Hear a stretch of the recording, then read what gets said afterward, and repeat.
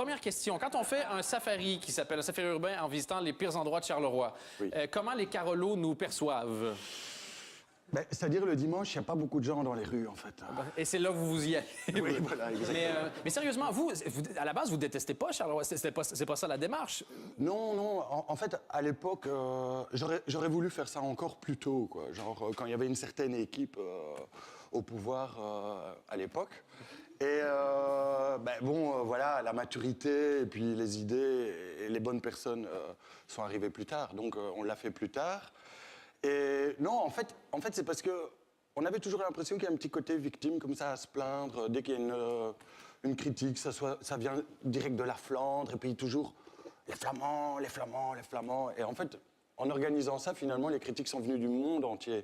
Donc, on ne pouvait plus accuser les Flamands, quoi. Vous avez été libéré. Mais c'est un peu aussi se réapproprier la ville. Je sais que vous êtes fan, vous dites que Charleroi a un côté un peu nouveau Berlin aussi, avec ses lieux inspirants et particuliers. Oui. Ben, oui, Nouveau Berlin, la rue la plus déprimante du monde, le métro fantôme. Il y a plein de trucs qu'on a inventés qui maintenant sont des légendes urbaines à Charleroi, quoi. Mais Qui sont reprises, ouais. oui, mais je crois pas que ça sera le nouveau Berlin à un moment donné aussi. À Marcinelle, on a dit que ça serait le nouveau Saint-Gilles. Ouais. Bon, j'ai acheté une ruine à Marchienne, ben, ça sera le nouveau Camden Town aussi. Parce que- enfin, Et les élus à Charleroi, ils vous perçoivent comment? Parce qu'ils vous amenez une certaine visibilité aussi à la ville de l'étranger, mais pas nécessairement peut-être la première publicité. Genre l'Office du tourisme de Charleroi. ils veulent pas me parler. Ils veulent pas me... Il y avait ce Non, côté-là? non. C'est-à-dire, c'est même pas que ça se passe mal ou bien avec eux, ça se passe pas, quoi. OK, il y a juste une absence de... Et qui- Ouais. Ensuite, en 6 ans, il y a eu 3 échevins. Donc le premier, bah, il était à peu près de mon âge, bon, différents niveaux sociaux et tout ça. Ouais.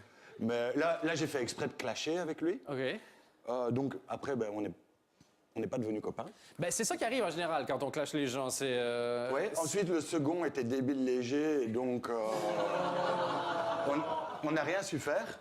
Et puis ici, il y a la troisième, bon, qui a fait un communiqué. Je suis même allé au conseil communal où pendant un quart d'heure, on parlait de moi et tout ça, pour finalement dire que tout était arrangé, quoi. OK, bon, ça va bien. Et c'est qui les clients? Qui vient visiter? Qui prend votre autobus pour faire le safari? Alors, majoritairement des néerlandophones, c'est-à-dire...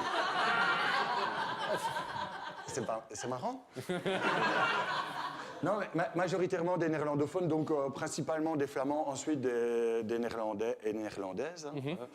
Et bon, un petit peu des allemands, les pays limitrophes. En fait, OK. Charleroi est juste au milieu d'une des zones les plus denses d'Europe. Donc, l'idée, c'est que l'espace d'une journée, si on a 200 km à faire, on peut aller s'amuser à Charleroi, quoi. Enfin, et vous avez été... Il y a eu des articles sur vous un peu partout.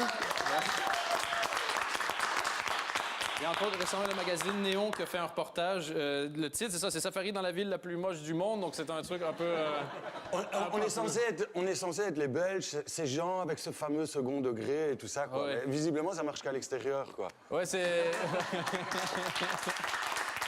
Mais c'est vrai que pour les photographes amateurs, il y a aussi plein d'endroits qui sont super inspirants. C'est quoi peut-être vos 2 endroits préférés, vous, à Charleroi? Alors pour l'instant, il y a vraiment un endroit où tout le monde va. C'est une espèce de tour de refroidissement. Ouais. À l'intérieur, c'est exceptionnel. Il y a aussi le Rockrill, mais bon, on n'y va pas comme on veut, quoi. Alors, il y en a plus que 2. Il y a cette espèce de carrefour entre la Sambre et le canal, avec le haut fourneau, que justement un groupe que j'appelle les nostalgiques voudrait préserver pour en faire une espèce de tour Eiffel locale, OK. avec Luigi Spagnolo et tout ça. Ouais. Et il y a moyen de... Bon, nous, on a été invités en Allemagne, en France et tout ça, donc il y a déjà des trucs qui ont été faits par là. Pourquoi pas ici? Après, j'ai un peu peur que c'est un peu comme le Pass.